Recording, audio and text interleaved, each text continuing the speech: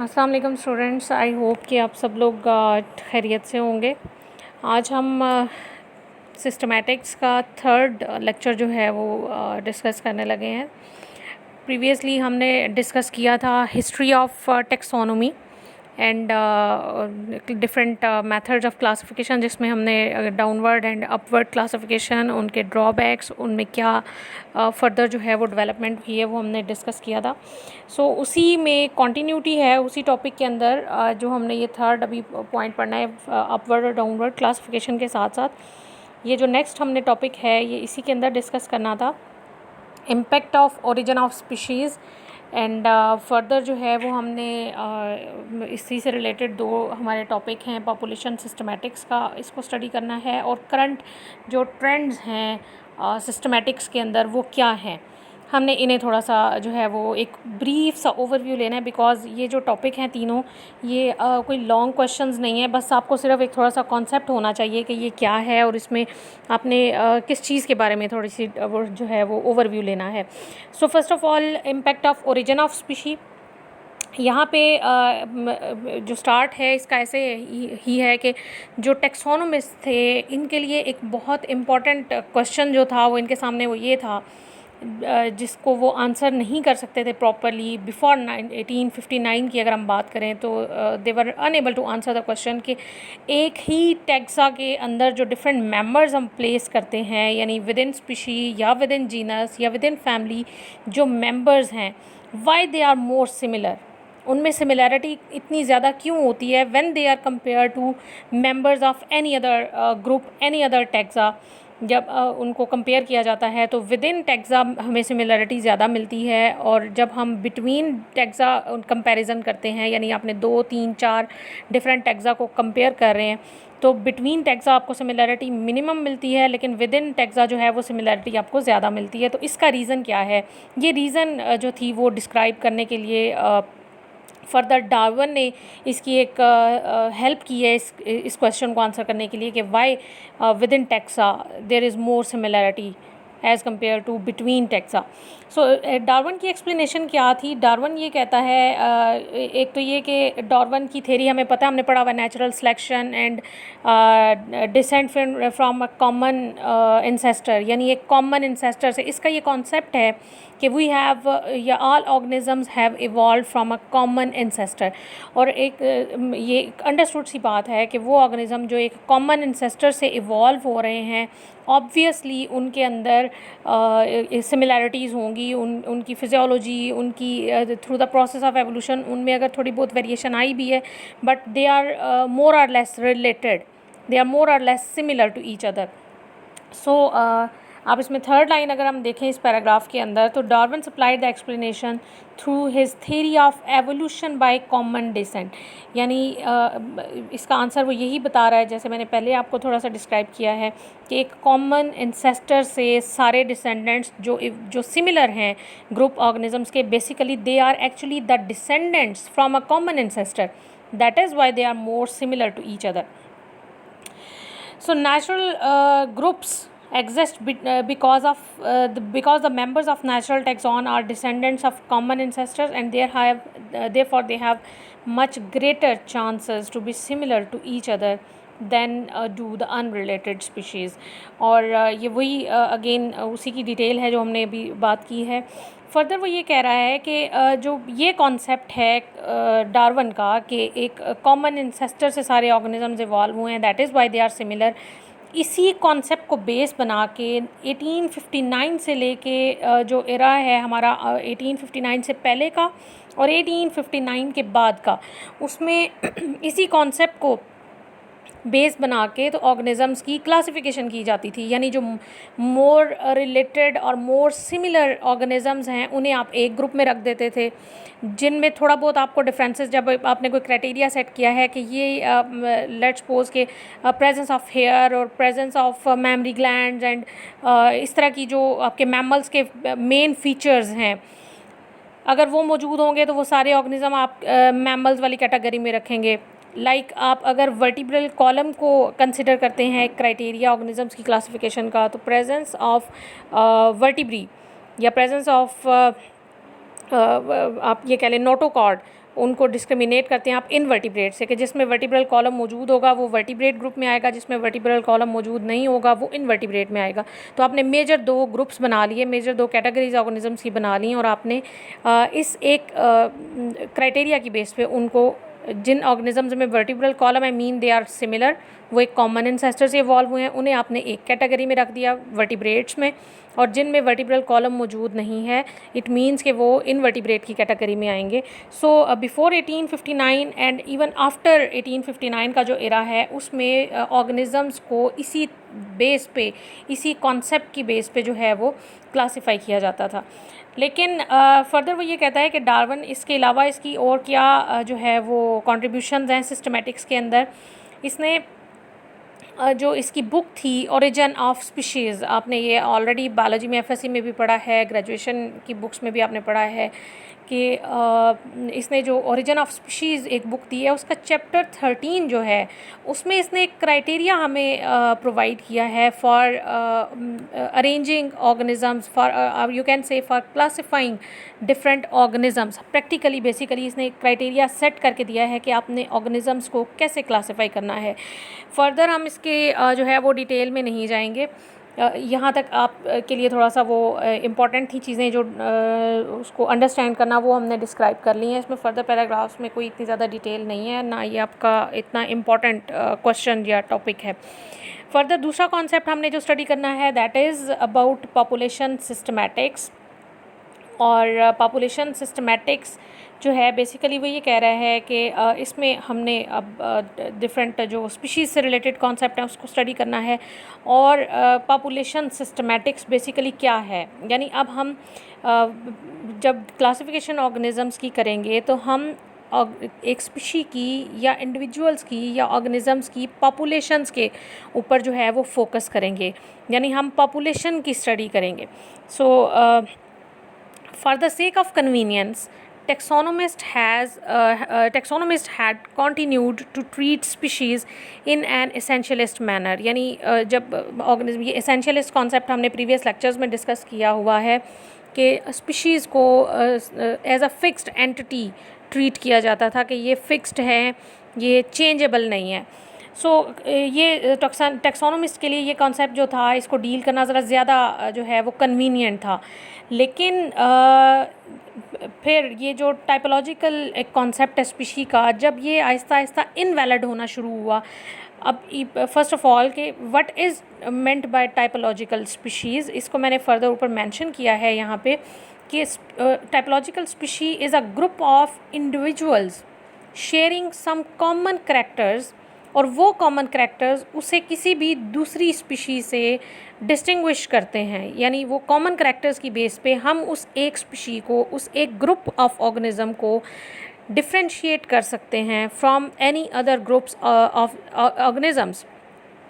तो ये एक जो कॉन्सेप्ट है टाइपोलॉजिकल स्पीशी का, ये मतलब ये एक कॉन्सेप्ट जो है स्पीशी की डेफिनेशन जो हम करते हैं कि species is a group of individuals जिसमें कोई ऐसे कॉमन करैक्टर्स हैं जिनकी बेस पे हम उस ग्रुप को, उस स्पीशी को दूसरे स्पीशीज़ जो हैं ऑर्गेनिजम्स की, उनसे डिफ्रेंशिएट कर सकते हैं, उनसे अलग कर सकते हैं। इसे आप टाइपोलॉजिकल कॉन्सेप्ट ऑफ स्पीशी कहते हैं। सो जैसे जैसे ये कॉन्सेप्ट जो था वो थोड़ा इनवैलिड होना शुरू हुआ, तो उस वक़्त हम जो है वो कह रहे हैं कि लेकिन पॉपुलेशन सिस्टमैटिक्स, ये concept basically that was later on replaced by polytypic species concept, जो नीचे ये मैंने हाईलाइट किया है। पॉलीटिपिक स्पीशी कॉन्सेप्ट क्या है कि इसमें हम ये कहते हैं कि आप टू और मोर देन टू डाइवर्जेंट जो सब स्पीशीज़ हैं ये उसके साथ डील करता है।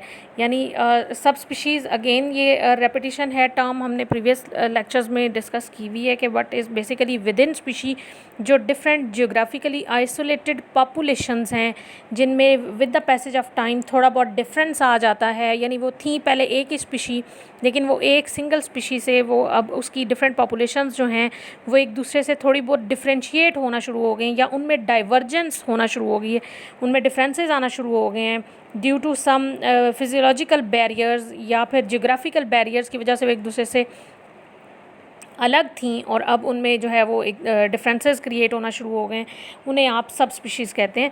सो with the passage of time, with the development in the systematics, जो टाइपोलॉजिकल स्पीशी कॉन्सेप्ट है that was later on replaced by polytypic species. और देन नेक्स्ट आपने ये दो कॉन्सेप्ट इसमें स्टडी करने हैं, थोड़ा सा इनको आपने इनका डिफरेंस जो है वो देखना है. देन पॉलीटिपिक स्पीशी में फर्दर लिखा हुआ है which is composed of different populations in the dimension of space and time. यानी जो डिफरेंट एक ही स्पीशी की डिफरेंट पॉपुलेशंस हैं जो कि एक ही वक्त में डिफरेंट एरियाज़ में स्पेस एंड टाइम, यानी आप उसमें वक्त भी उसका काउंट कर रहे हैं और प्लस उसमें स्पेस यानी उसकी लोकेशन जो है वो भी आप उसको इन फोकस रखेंगे कि आपने different populations of same species जो आप सिंगल टाइम में या साइमल्टेनियसली स्टडी कर रहे हैं, जियोग्राफिकली आइसोलेटेड, फिजियोलॉजिकली आइसोलेटेड जो पॉपुलेशंस हैं उनमें कैसे अल्टीमेटली डाइवर्जेंस जो है वो इवॉल्व होना शुरू हुई है. सो नेक्स्ट जो है वो थोड़ा सा इसका फर्दर इसको अगर हम डिटेल में देखें, the study and comparison of intraspecific populations became the objective of the population systematics. Now what is intraspecific population?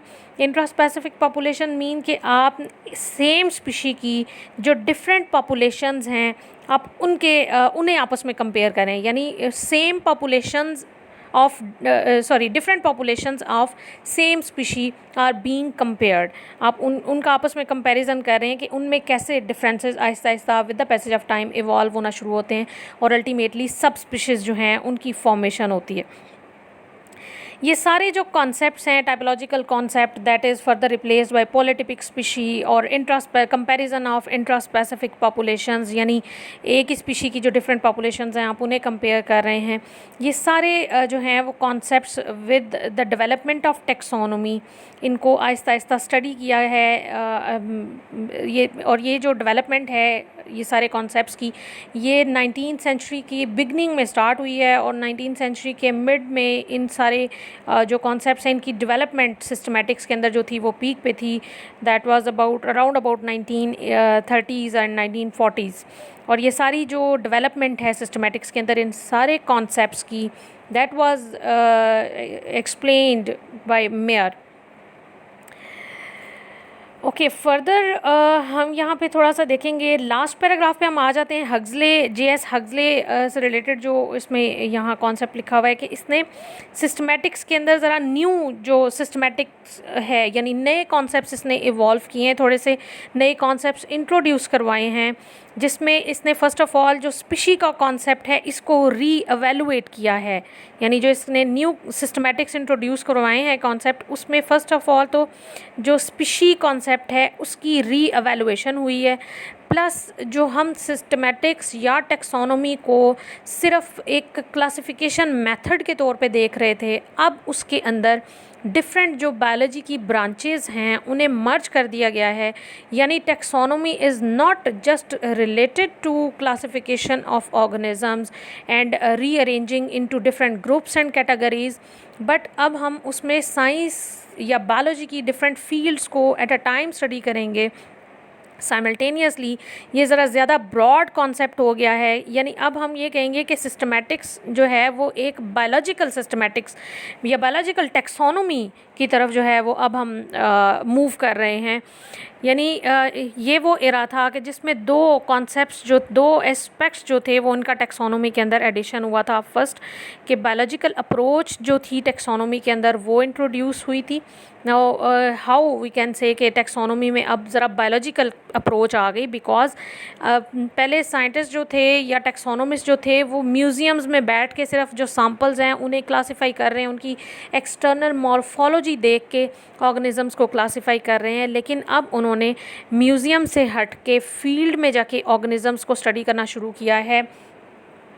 Field में जाके वो ऑर्गेनिज़म को जो है वो स्टडी कर रहे हैं, उसमें वो डिफरेंट फर्दर एस्पेक्ट्स जो ऑर्गेनिज़म्स के स्टडी कर रहे हैं एक्सेप्ट मॉर्फोलॉजिकल कैरेक्टर्स, वो क्या क्या हैं कि उसमें ऑर्गेनिज़म का बिहेवियर स्टडी हो रहा है, ऑर्गेनिज़म्स की डिफरेंट वॉइस पैटर्न्स जो हैं वो स्टडी हो रहे हैं लिविंग ऑर्गेनिज़म्स के, उनकी इकोलॉजिकल रिक्वायरमेंट्स क्या हैं, जिस हैबिटेट में वो रह रहे हैं वहाँ पे उनका रिलेशनशिप क्या है with their other communities and other you can से पॉपुलेशंस ऑफ डिफरेंट स्पीशीज़, वो किस तरह बिहेव कर रहे हैं, उनकी फिजियोलॉजी कैसी है, उनकी बायोकेमिस्ट्री कैसी है। ये सारे एस्पेक्ट्स जो हैं वो वन बाय वन टैक्सोनॉमिस्ट ने स्टडी करना शुरू किए हैं along with classification of organisms. तो अब हम कह सकते हैं कि हम ऑर्गेनिज़म्स को क्लासीफाई भी करना शुरू किया टैक्सोनॉमिस्ट ने, एंड क्लासिफिकेशन के साथ साथ उसके जो डिफरेंट बाकी एस्पेक्ट्स हैं उन्हें भी साथ प्रॉपरली स्टडी किया जा रहा है। तो अब हम कह सकते हैं कि टैक्सोनॉमी जो है वो अब ज़रा बायोलॉजिकल अप्रोच उसमें आ गई है। अब इसको हम बायोलॉजिकल सिस्टमैटिक्स कह सकते हैं या बायोलॉजिकल टैक्सोनॉमी कह सकते हैं। फर्दर जो दूसरी डेवलपमेंट इसके अंदर हुई है that was actually the introduction of experiment into taxonomy. यानी पहले टैक्सोनॉमी के अंदर कोई एक्सपेरिमेंट्स की ज़रूरत नहीं थी।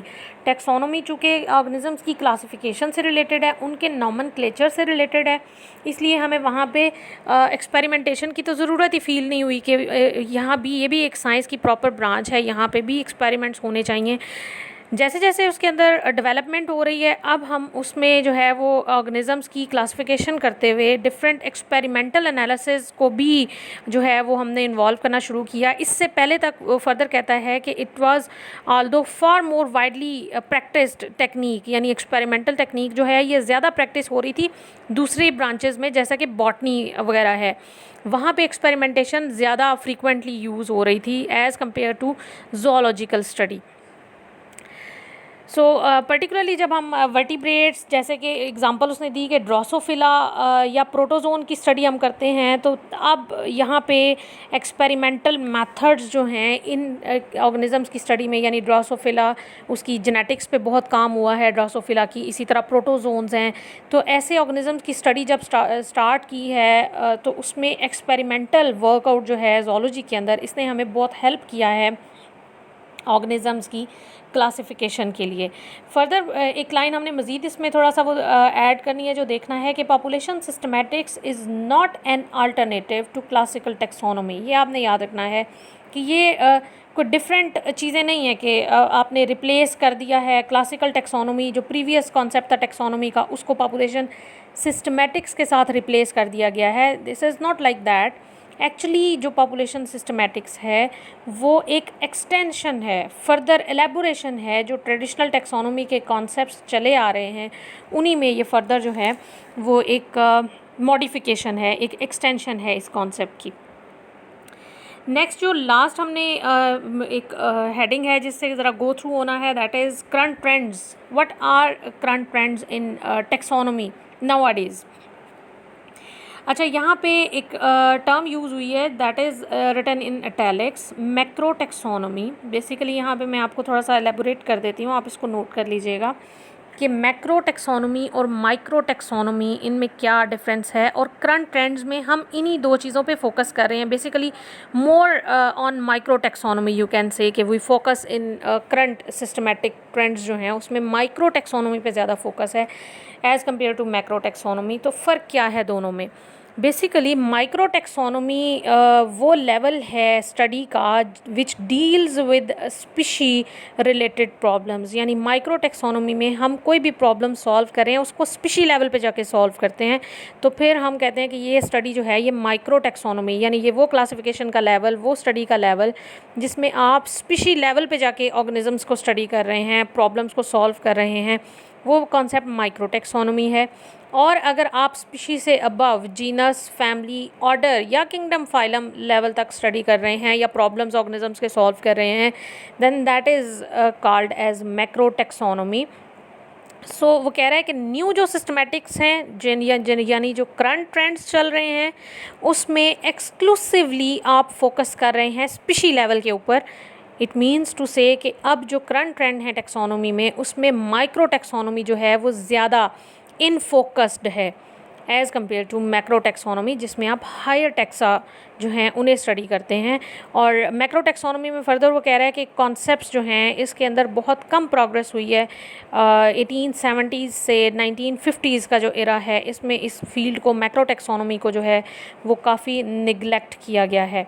फ़र्दर जो है वो आपने इस टॉपिक में मज़ीद कोई चीज़ डिस्कस करने वाली नहीं है। जो अगर हम यहाँ पे हमने मैक्रो और माइक्रो टेक्सोनोमी की बात की कि करंट ट्रेंड्स में हम स्पीशी लेवल की जो है वो डिस्कशन करते हैं। ऑर्गेनिज़म्स को जब हमने क्लासिफाई करना होता है, उनकी ऑर्गेनिज़म्स की स्टडी करनी होती है, तो हम स्पीशी लेवल को जाके फोकस करते हैं। That is basically called as micro taxonomy. तो अब हम नेक्स्ट जो टॉपिक पे चलते हैं वो माइक्रो टेक्सोनोमी का ही है। ये आपका नेक्स्ट टॉपिक स्टार्ट हो गया है। सो फर्स्ट ऑफ़ ऑल यहाँ पे माइक्रो टेक्सोनोमी का थोड़ा सा ब्रीफ सा इंट्रोडक्शन कि what is actually micro taxonomy. तो वो कह रहे हैं कि टेक्सोनोमी के लिए जो टेक्सोनोमिस्ट जो हैं उनके लिए जो एक पहला बेसिक टास्क होता है वो ये होता है कि जितनी हमारे नेचुरल इकोसिस्टम के अंदर डाइवर्सिटी मौजूद है ऑर्गेनिज़म्स की, उसको सॉर्ट आउट करना। चूँकि ये ऑर्गेनिज़म्स की जो डाइवर्स फॉर्म्स हैं ये काफ़ी कंफ्यूजिंग हो जाती हैं समटाइम्स, सिमिलैरिटीज़ की बेस पे they are more confusing individuals diversity के अंदर एग्जिस्ट करते हैं। तो इस जो डाइवर्सिटी है इसको सॉर्ट आउट करना प्रॉपरली, इसको ऑर्डर करना, इसको क्लासिफाई करना जो है वो एक टेक्सोनोमिस्ट के लिए ये एक बेसिक टास्क है। उसका ये बेसिक जो है वो टारगेट होता है इस डाइवर्सिटी को प्रॉपरली क्लासिफाई करके, डायग्नोज करके, उन्हें एक प्रॉपर ऑर्डर में अरेंज करना। वो कह रहा है कि हम ऑर्गेनिज़म्स की क्लासिफिकेशन उस वक़्त तक नहीं कर सकते, क्लासिफिकेशन ऑफ ऑर्गेनिज़म्स उस वक़्त तक इम्पॉसिबल है जब तक हम डिफरेंट स्पीशीज़ को प्रॉपरली डिस्क्रिमिनेट करके या आइडेंटिफाई करके, डायग्नोज करके उन्हें प्रॉपरली ऑर्डर नहीं कर सकते, उन्हें प्रॉपरली ऑर्डर नहीं कर देते, अरेंज नहीं कर देते एक हायरार्की के अंदर, तब तक हम कह सकते हैं कि हम उसकी क्लासिफिकेशन करने के काबिल नहीं हैं। और ये जो सारी एक्टिविटीज़ हैं जिसमें हम ऑर्गेनिज़म्स की डायग्नोसिस करते हैं, उन्हें क्लासिफाई करते हैं, डिस्क्रिमिनेट करते हैं एक दूसरे से, उन्हें प्रॉपर ग्रुपिंग्स में अरेंज करते हैं, ये सारा जो प्रोसेस है that is actually included in micro taxonomy. Further इसमें हमने डिस्कस करना है कि जैसे जैसे ये कॉन्सेप्ट टेक्सोनोमी का और माइक्रो टेक्सोनोमी का जो है वो स्टार्ट हुआ है तो थोड़ी सी कंट्रोवर्सी आई है स्पीशीज़ से रिलेटेड जो प्रॉब्लम है, यानी स्पीशीज़ को कैसे एक दूसरे से डिस्क्रिमिनेट करना है, कैसे हमें पता चलेगा कि ये ऑर्गेनिज़म्स एक स्पीशी के हैं, ये ऑर्गेनिज़म जो हैं ये किसी दूसरी स्पीशी के हैं, यानी स्पीशीज़ को आपस में डिफ्रेंशिएट करना या डिस्क्रिमिनेट करना, उसका क्या क्राइटेरिया है, हम कैसे उसको डिफ्रेंशिएट करेंगे। ये जो सारे क्वेश्चंस हैं, यानी स्पीशी रिकग्निशन किस बेस पे होनी चाहिए, क्या क्राइटेरिया होना चाहिए हमारे पास स्पीशीज़ को डिस्क्रिमिनेट करने का, उन्हें आइडेंटिफाई करने का, उन्हें क्लासिफाई करने का, इन्हें आप कहते हैं स्पीशीज़ प्रॉब्लम। इन सारी इश्यूज़ को जो है वो डील करते हैं तो कलेक्टिवली इसको कहा जाता है स्पीशीज़ प्रॉब्लम। नेक्स्ट वो कह रहे हैं कि स्पीशी रिकग्निशन जो है ये कोई एक ईजी टास्क नहीं है।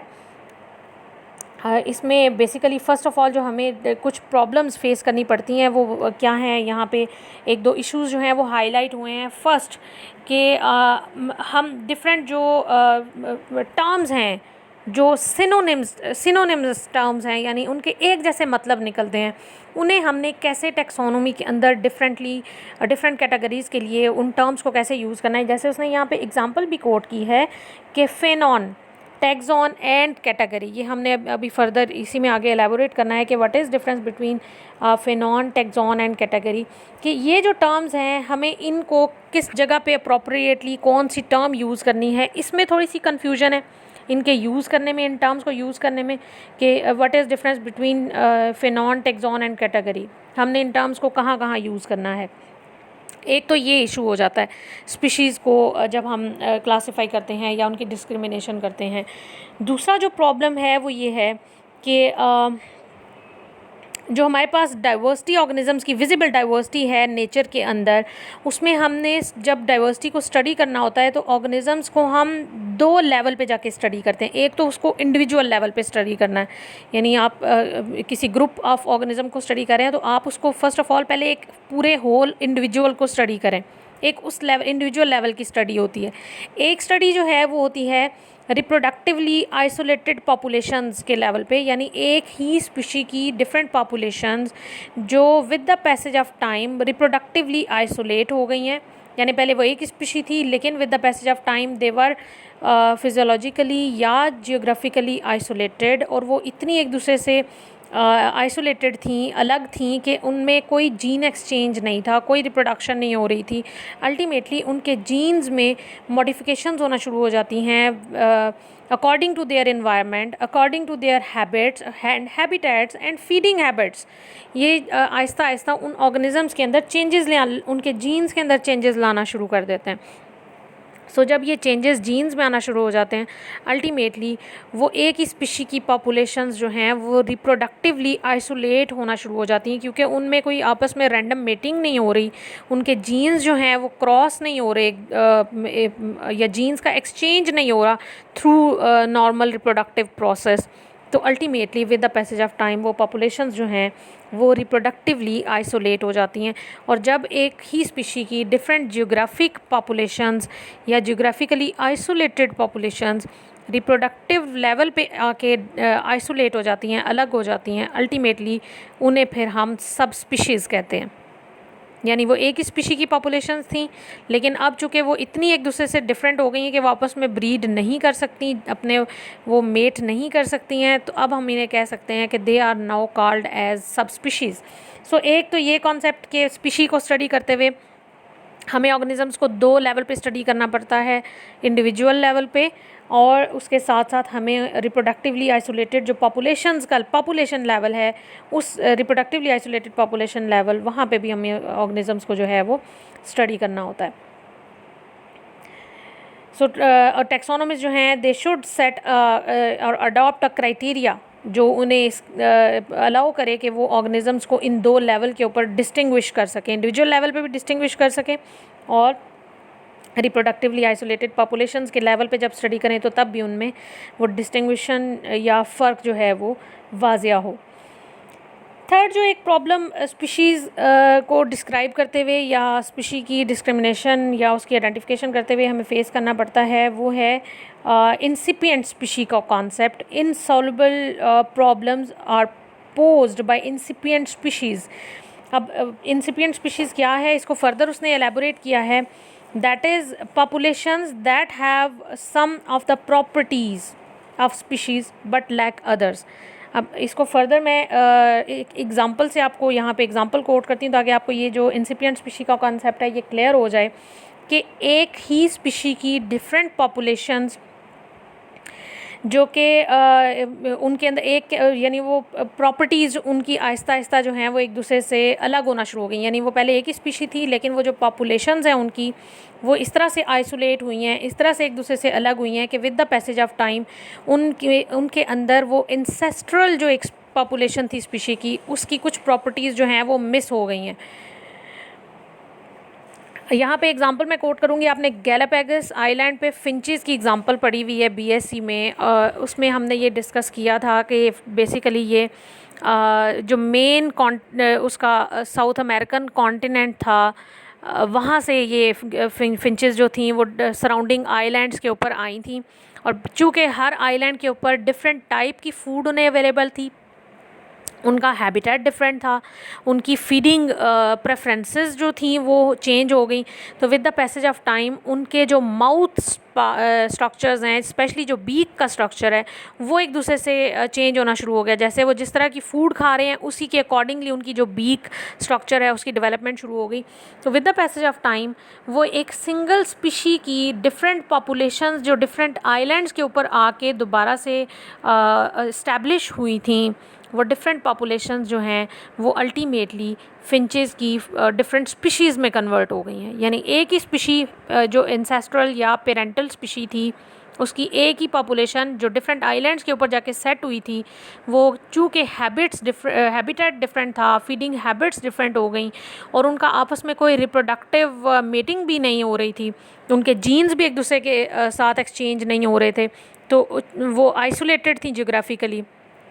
तो आइसोलेशन की वजह से और आपस में मेटिंग ना होने की वजह से उनका जीन फ्लो आपस में नहीं था, जिस वजह से वो एक दूसरे से आइसोलेट हो गई हैं। सो ये कॉन्सेप्ट, ये एग्जांपल आपको इंसिपिएंट स्पीशी का कॉन्सेप्ट समझने में थोड़ी सी हेल्प करेगी कि पॉपुलेशन एक ही स्पीशी की, जिसके अंदर स्पीशी की कुछ प्रॉपर्टीज़, जो पेरेंटल स्पीशी है उसकी कुछ प्रॉपर्टीज़ मौजूद भी हैं और कुछ प्रॉपर्टीज़ उसकी मिस भी हो गई हैं। तो ये with the passage of time जो है वो उसके अंदर चेंज आता रहता है। फर्दर जो हमने इसमें कॉन्सेप्ट्स देखने हैं, ये आपके शॉर्ट क्वेश्चंस के लिए ये तीनों कॉन्सेप्ट इंपॉर्टेंट हैं, फिनॉन, टैक्सॉन एंड हमने ये कैटेगरी जो है इसको स्टडी करना है। So first of all, what is phenon? Phenon क्या है? आपने फिनोटाइप से ये वर्ड जो है वो ओरिजिनेट हुआ है, यानी अपेरेंस ऑर्गेनिजम्स की। सो यहाँ ईजी कुछ डेफिनेशंस मैंने इसके ऊपर लिखी हुई हैं। फर्दर हम पैराग्राफ में भी इसकी प्रॉपर एक डेफिनेशन मौजूद है, उसको डिस्कस करते हैं। बेसिकली यहाँ नोट डाउन कर लीजिए आप कि a group of individuals that are phenotypically different from one another, यानी ऐसे ग्रुप्स इंडिविजुअल के, एक ही पॉपुलेशन है स्पीशी की, उस एक ही पॉपुलेशन में ऑर्गेनिजम्स के डिफरेंट ग्रुप्स बने हुए हैं जो एक दूसरे से फिनोटिपिकली डिफरेंट हैं। अब यहाँ क्वेश्चन ये आता है कि जब एक ही स्पीशी की पॉपुलेशन है और with in same population organisms के डिफरेंट ग्रुप्स बने हैं और वो ग्रुप्स एक दूसरे से फिनोटिपिकली डिफरेंट हैं, अब ये कैसे पॉसिबल है? यहाँ मैं एग्जांपल कोट करती हूँ। पीकॉक्स जो हैं, आपको पता है कि जो मोर है उसका मेल और फीमेल जो है उसमें काफ़ी डिफरेंस होता है। आपने अक्सर ये ऑब्ज़र्व किया होगा डिफरेंट वीडियोज़ में कि एक जो उसका फॉर्म है वो बड़ी कलरफुल सी फॉर्म होती है। आई थिंक वो मेल जो है वो ज़रा कलरफुल सा होता है और जो फीमेल होती है वो वाइट होती है। सो अब एक ही स्पीशी है पीकॉक की, लेकिन उसके अंदर with in the population of same species उसके मेल और फीमेल में उसकी अपीयरेंस में अच्छा खासा फ़र्क होता है, उसमें डिफरेंस होता है। सो अगर हम इसकी मेल ग्रुप जो है उसको अलग कर दें और फीमेल ग्रुप को अलग कर दें और ये दोनों ग्रुप जो हैं वो फिनोटिपिकली यानी अपीयरेंस में एक दूसरे से डिफरेंट हैं, तो ये दोनों उस पॉपुलेशन के ग्रुप्स जो एक फिनोटिपिकली एक दूसरे से डिफरेंट हैं, they are called phenon. Male group को आप एक फिनॉन कहेंगे, फीमेल ग्रुप को आप एक फिनॉन कहेंगे। यहाँ मैं जो दूसरी एग्जांपल कोट करूँगी, बेहतरीन example, different age groups organisms के। ये तो था ना सेक्स ग्रुप्स, यानी मेल जो सेक्स है, पीकॉक की एग्जांपल के थ्रू मैंने उसको एलेबोरेट किया कि सेक्स ग्रुप्स जो बन जाते हैं सेम स्पीशी की पॉपुलेशन के, मेल सेक्स ग्रुप जो है उसकी वो फिनोटिपिकली डिफरेंट है, फीमेल जो सेक्स ग्रुप है वो फिनोटिपिकली डिफरेंट है, और ये एक दूसरे का टैक्सॉन है। इन दोनों को आप टैक्सॉन की जो है वो स्टेटस देंगे। इसी तरह अगर हम एज ग्रुप्स की बात करें तो उसमें बेस्ट एग्जांपल हमारे पास आती है इंसेक्ट्स की। इंसेक्ट्स में लार्वल स्टेज, या आप इस तरह फ़िश में भी बात कर सकते हैं। फ़िश में वो पहले लार्वी के बाद वो फिंगरलिंग बनते हैं और फिंगरलिंग के बाद जो है वो अडल्ट जो उसमें वो स्केल्स डेवलप होना शुरू हो जाते हैं और वो अडल्ट फ़िश जो है उसमें कन्वर्ट होती है। ये डिफरेंट एज ग्रुप्स जो हैं जो फिनोटिपिकली एक दूसरे से डिफरेंट हैं, आप उन्हें फिनॉन कहेंगे। इसी तरह इंसेक्ट्स में अगर हम बात करें तो इंसेक्ट्स में लार्वल स्टेज, प्यूपा स्टेज और अडल्ट जो इंसेक्ट्स हैं, ये सारी डिफरेंट फिनोटिपिकली एक दूसरे से, चूँकि फ़र्क होता है इनमें, तो ये सारे जो हैं ये फिनॉन की जो है स्टेटस इनको हम देंगे। सो फिनॉन को फर्दर इसकी डेफिनेशन आप कर सकते हैं, it is a group of phenotypically similar specimens या phenotypically similar individuals or animals in a population. ठीक है, सो इसको थोड़ा सा फर्दर यहाँ पे एलेबोरेट किया है कि फिनॉन का जो कॉन्सेप्ट था ये इंट्रोड्यूस करवाया था कैंप एंड गिले ने, और इसको फर्दर जो है इस टर्म को, फिनॉन की टर्म को लेटर ऑन यूज़ किया है स्मिथ एंड सोकल ने 1973 में। और कैंप एंड गिले के अकॉर्डिंग ये जो इन्होंने जो फिनॉन का कॉन्सेप्ट था वो किस लिए यूज़ किया था? They use this concept to describe phenotypically homogenous samples at species level, यानी एक ही स्पीशी की जो फिनोटिपिकली सेम ग्रुप्स हैं एक स्पीशी के, उनको वो एक फेनॉन कह देते थे। जैसे पीकॉक एक स्पीशी है तो उसकी मेल जो ग्रुप है वो एक फेनॉन और उसका फीमेल ग्रुप जो है वो एक फेनॉन, जो कि फिनोटिपिकली एक दूसरे से अलग हैं लेकिन आपस में एक ग्रुप के अंदर जो है वो मेल एक जैसे हैं और दूसरा ग्रुप जो फीमेल का है वो एक जैसा है। So that was all about phenon. Phenon के बाद अगला जो हमने कॉन्सेप्ट देखना है that is about taxon. What is taxa, what is taxon? पीछे भी हमने जो दो लेक्चर पढ़े हैं बार बार हमने ये टर्म यूज़ की, टैक्सा, टैक्सॉन, क्या है ये? सॉरी, यहाँ फर्दर वो कह रहा है जी कि द वर्ड ब्लू बर्ड्स या थ्रशेस या सॉन्ग बर्ड्स या वर्टिब्रेट्स, बेसिकली ये ऑर्गेनिजम्स का या बर्ड्स का एक ग्रुप है पूरा। यानी वर्टिब्रेट अगर मैं टर्म यूज़ करती हूँ तो आपको पता है कि ये ऑर्गेनिजम्स का एक ब्रॉड ग्रुप है जिसके अंदर वो सारे ऑर्गेनिजम्स या एनिमल्स आते हैं जिनके अंदर वर्टिब्रल कॉलम मौजूद है। इसी तरह यहाँ वर्ड यूज़ हुआ है सॉन्ग बर्ड्स। सॉन्ग बर्ड्स एक ऐसी कैटेगरी है जिसमें वो सारे ऑर्गेनिज्म, सारे बर्ड्स आते हैं जिनके जो सिंगिंग करते हैं। ये सिंगिंग बेसिकली आपने बिहेवियर का चैप्टर पढ़ा हुआ है। ये रिप्रोडक्टिव बिहेवियर की एक स्ट्रेटजी है कि जो है वो सिंगिंग करते हैं। जब उन्होंने अपने मेट को कॉल करना होता है तो वो खूबसूरत सी आवाज़ें निकालते हैं परिंदे। तो सॉन्ग बर्ड्स जो है ये एक कैटेगरी है और इसी तरह वर्टिब्रेट्स जो है ये एक कैटेगरी है, ये एक टैक्सा है। यानी हमने ऑर्गेनिजम्स के ग्रुप्स बनाए हुए हैं और इन ग्रुप्स को जो है वो हम एक टैक्सॉन का स्टेटस देते हैं। ये जो ग्रुप्स हैं या ये जो कॉन्सेप्ट है ज़ूलॉजी के अंदर, इसको टैक्सॉन आप कहते हैं। प्रॉपरली इसकी डेफिनेशन जो है वो सिम्पसन ने की है। सिम्पसन ने इसको कैसे डिफ़ाइन किया है कि taxon is actually a group of real organisms recognized as a formal unit at any level of hierarchical classification. यानी जब आप ऑर्गेनिजम्स को हायरार्की में आके क्लासीफाई करना शुरू करते हैं तो आप टैक्सॉन किसी भी ग्रुप जो है ऑर्गेनिज्म का उसके एक फॉर्मल रैंक को आप टैक्सॉन कह देते हैं। इसको फर्दर मैं एक एग्जांपल से एलैबोरेट करूँगी लेटर ऑन जब हम टैक्सॉन और कैटेगरी को डिफरेंशिएट करेंगे तो वहाँ पे एक एग्जांपल जो है, लेट्स सपोज अभी मैंने कैटेगरी की डेफिनेशन यहाँ डिस्कस नहीं की, सो हम पहले कैटेगरी को डिस्कस करेंगे, उसके बाद मैं आपको वो एग्जांपल कोट करूँगी जिसमें दोनों का डिफरेंस आपको क्लियर हो जाएगा। यहाँ टैक्सॉन की डेफिनेशन हमने जो है वो देखी है। फर्दर इसको वो कह रहा है कि हम टैक्सॉन की एक और तरह से भी इसको डिफ़ाइन कर सकते हैं। एक तो हमने कहा कि ड्यूरिंग हायरार्किकल क्लासिफिकेशन जो आप एक फॉर्मल यूनिट ऑर्गेनिजम्स का बनाते हैं, उनको ऑर्गेनिजम्स को जब आप अरेंज करते हैं डिफरेंट ग्रुप्स में यानी स्पीशी में या जीनस में या फाइलम लेवल पे, तो उसका जो एक आप ग्रुप बनाते हैं, फॉर्मल यूनिट या फॉर्मल ग्रुप बनाते हैं, उस एक यूनिट या उस एक ग्रुप को आप एक टैक्सॉन कहते हैं। जैसे जीनस एक टैक्सॉन है, फाइलम एक टैक्सॉन है, यानी एक लेवल जो आपने सेट किया है ऑर्गेनिजम्स का, एक ग्रुप जो उसको जो आपने नाम दिया, जो रैंक दिया है, वो उसका टैक्सॉन है। फर्दर हम इसको ऐसे भी डिफ़ाइन कर सकते हैं, a taxon is named taxonomic group of any rank that is considered sufficiently distinct by taxonomists to be formally recognized and assigned to a definite category। यानी टैक्सॉन जो है ड्यूरिंग टैक्सोनोमिक स्टडी या classification या grouping of organism, taxon एक properly rank है organisms के group का। यानी आप उसको जब ऑर्गेनिजम्स को क्लासीफाई करते हैं तो उनकी क्लासिफिकेशन के दौरान आप ऑर्गेनिजम्स के ग्रुप को एक रैंक जो है वो उसको एलोकेट करते हैं। जैसे मैंने एक ग्रुप बनाया डिफरेंट स्पीशीज़ का और मैंने उसको एक रैंक दे दिया, रैंक को मैंने नाम दिया एक टैक्सा को जीनस का, तो जीनस एक टैक्सॉन है।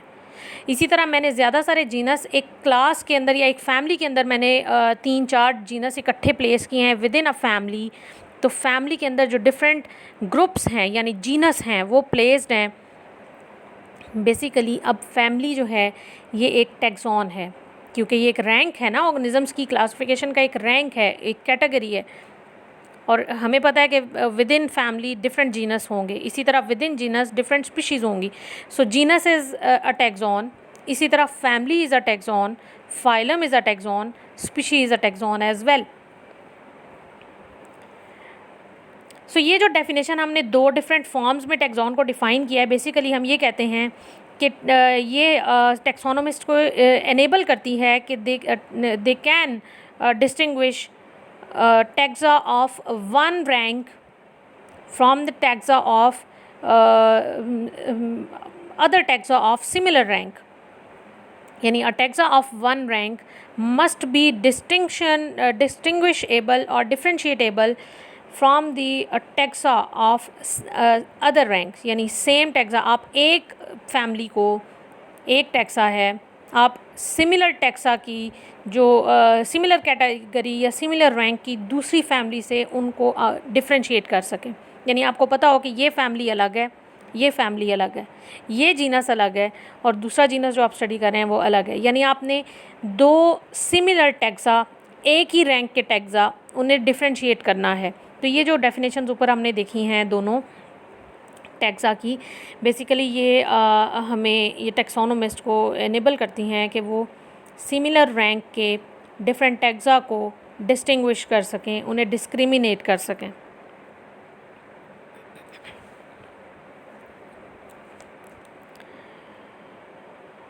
फर्दर वो ये एलेबरेट कर रहा है जी, जो हाईलाइटेड लाइंस हैं कि स्पीशी जो है that is not a taxon but it's a category. Species एक टैक्सॉन नहीं है बल्कि ये कैटेगरी है। अभी हम नेक्स्ट मूव कर रहे हैं कैटेगरी की तरफ, वहाँ हम देखते हैं कि व्हाट इज़ बेसिकली कैटेगरी है क्या। फॉर एग्ज़ाम्पल रॉबिन जो है ये बर्ड है एक, तो रॉबिन जो है ये एक टैक्सॉन है। टैक्सॉन जो है वो कह रहा है कि फॉर्मली टैक्सोनोमिस्ट उसको रिकॉग्नाइज़ करे, यानी जब तक टैक्सोनोमिस्ट एक कैटेगरी को टैक्सॉन का नाम नहीं देता या उसको टैक्सॉन के तौर पे एक्सेप्ट नहीं करता, हम उसको टैक्सॉन नहीं कंसिडर कर सकते जब तक एक formally that is recognized by until and unless a taxonomist उसको रिकॉग्नाइज़ ना करे। हम किसी ग्रुप को, किसी कैटेगरी को टैक्सॉन का नाम नहीं दे सकते। Within any large genus, groupings of species can be recognized। यानी एक जीनस के अंदर आप डिफरेंट जो स्पीशीज़ के ग्रुप्स हैं उन्हें एक दूसरे से अलग कर सकते हैं, उन्हें सेपरेटली आप रिकॉग्नाइज़ कर सकते हैं, उन्हें डिस्टिंग्विश कर सकते हैं। आप उन स्पीशीज़ के ग्रुप्स को अलग अलग टैक्सा का स्टेटस उसी वक्त देंगे जब आपको जो है वो उनके प्रॉपरली फॉर्मली आपने उनको डिस्टिंग्विश कर लिया एक दूसरे से, प्रॉपर उनकी नेमिंग कर ली है और उन्हें एक प्रॉपर सब जेनरा के तौर पे आपने रिकॉग्नाइज़ नहीं कर लिया, एक दूसरे से अलग नहीं कर लिया, तब तक आप उसको टैक्सॉन का नाम नहीं दे सकते। ठीक है, यानी within any large taxa genus groupings of species can be recognized, they are taxa only. यानी आप उन्हें टैक्सा उस वक्त कहेंगे जब आप फॉर्मली उन्हें एक दूसरे से, उन सारी जो स्पीशीज़ हैं विद इन जीनस, आप उन्हें एक दूसरे से डिस्टिंग्विश नहीं कर लेते, आप उन्हें प्रॉपरली नेम नहीं कर लेते क्लासीफाई करके, और जब तक आप उन्हें एज अ सेपरेट सब जेनरा रिकॉग्नाइज़ नहीं कर लेते तब तक आप उन्हें टैक्सा का स्टेटस नहीं देंगे। नेक्स्ट वो ऐड करता है कि सिमिलरली जो एक ही स्पीशी की डीम्स या जियोग्राफिकली आइसोलेटेड पॉपुलेशंस होती हैं। Now what is difference of demes and geographically isolated populations? Basically deme आप कहते हैं a population of organisms within which there is an exchange of genes, random exchange of genes is allowed, उसे आप deem कहते हैं। यानी organisms की या स्पीशी की वो पॉपुलेशंस जिनका आपस में रैंडमली मेटिंग हो रही है, रैंडमली उनमें जीन एक्सचेंज हो रहा है, उन्हें आप डीम्स कहते हैं।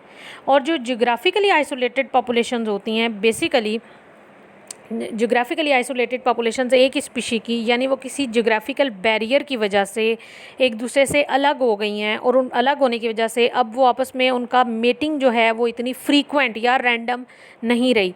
लेट्स सपोज कोई एक फॉरेस्ट था, उसके बीच में से कोई ब्रॉड रोड बन गई है, तो रोड की वजह से और रोड के ऊपर हैवी ट्रैफिक की वजह से दो पॉपुलेशन जो हैं वो रोड के लेफ़्ट और राइट साइड पे वो एक दूसरे से आइसोलेट हो गई हैं।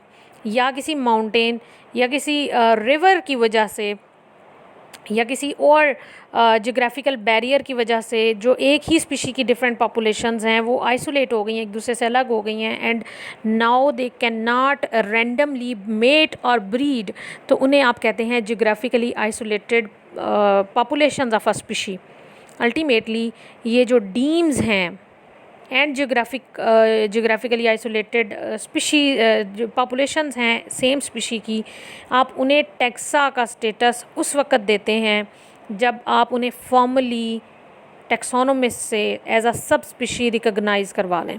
यानी एक टैक्सोनोमिस्ट जब तक उन डीम्स को या जोग्राफिकली आइसोलेटेड जो पॉपुलेशन है स्पीशी की उन्हें सब स्पीशी का स्टेटस नहीं देता, तब तक हम इन डीम्स और जोग्राफिकली आइसोलेटेड जो पॉपुलेशंस हैं इनके लिए टैक्सॉन का वर्ड जो है वो यूज़ नहीं कर सकते, टैक्सॉन का स्टेटस इन्हें नहीं दे सकते। सो यहाँ आपको डीम और जोग्राफिकली आइसोलेटेड जो पॉपुलेशंस हैं उसका कॉन्सेप्ट भी क्लियर हो गया होगा। लास्ट जो हमने एक कॉन्सेप्ट यहाँ पे स्टडी करना है that is about category, phenon, taxon and category. हमने तीन चीज़ें जो हैं वो स्टडी करनी थी। कैटेगरी के ऊपर ये मैंने ब्रीफ उसको थोड़ा इजी करके उसकी डेफिनेशन लिखी है कि एनी रैंक, आप कोई भी रैंक किसी ग्रुप ऑफ ऑर्गेनिजम्स को एलोकेट करते हैं वो कैटेगरी कहलाता है।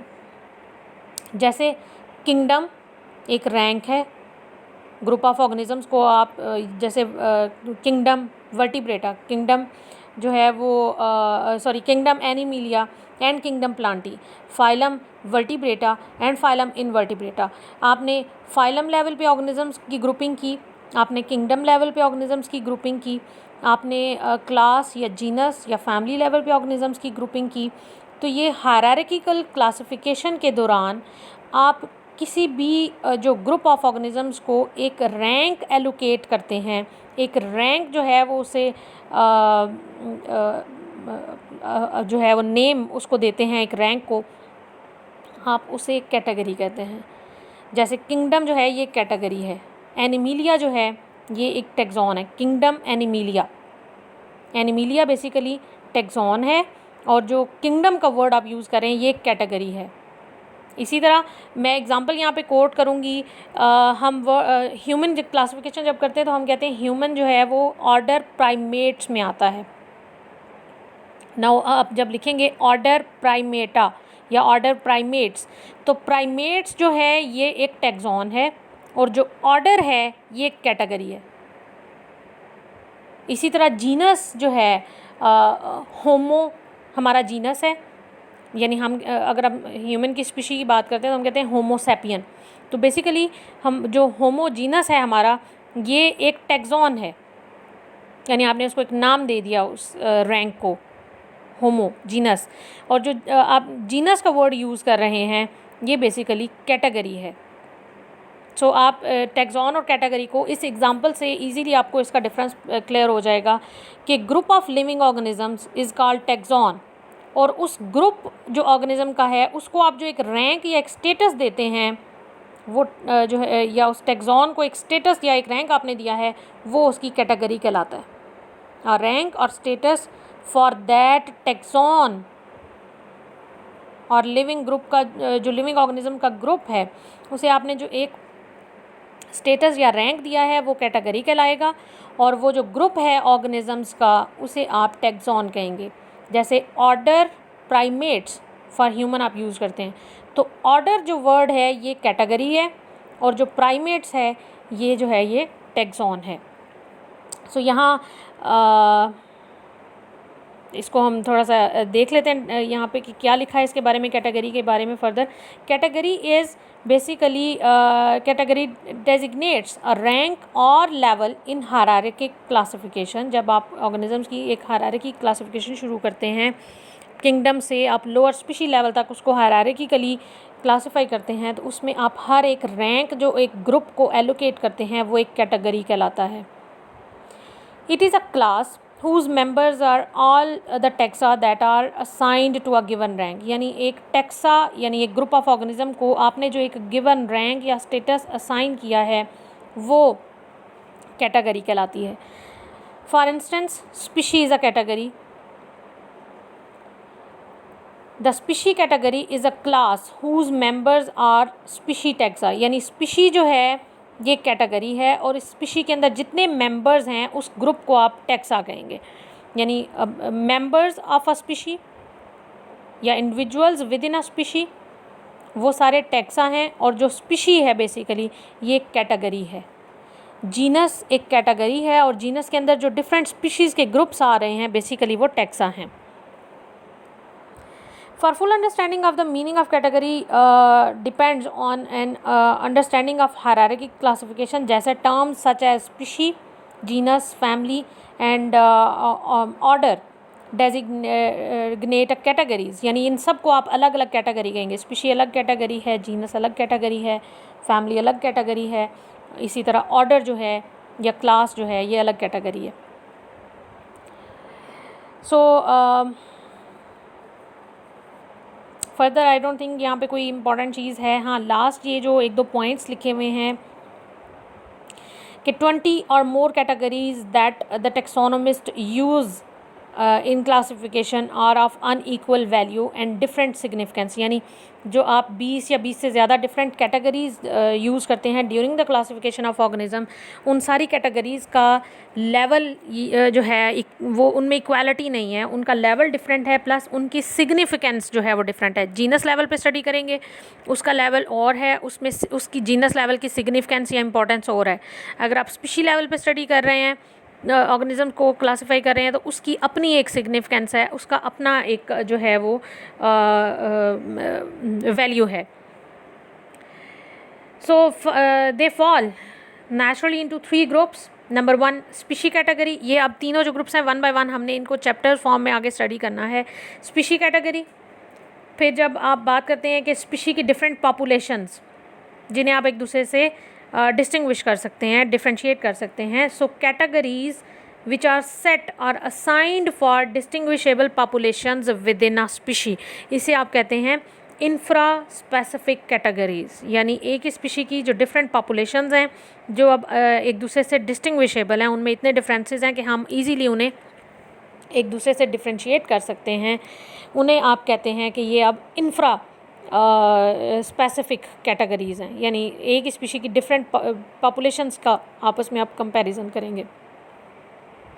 And categories for the taxa above the species level, यानी अब जो तीसरी कैटेगरी है कि आप स्पीशीज़ से ऊपर वाले जो लेवल हैं, यानी आप क्लास, फैमिली या फाइलम लेवल तक जाके ऑर्गेनिजम्स को जो है वो स्टडी करेंगे, उनकी कैटेगरीज सेट करेंगे। सो स्पीशी लेवल से अबव जाके जो ऑर्गेनिजम्स को स्टडी करेंगे तो हायर टैक्सा की कैटेगरीज उन्हें एलोकेट करेंगे।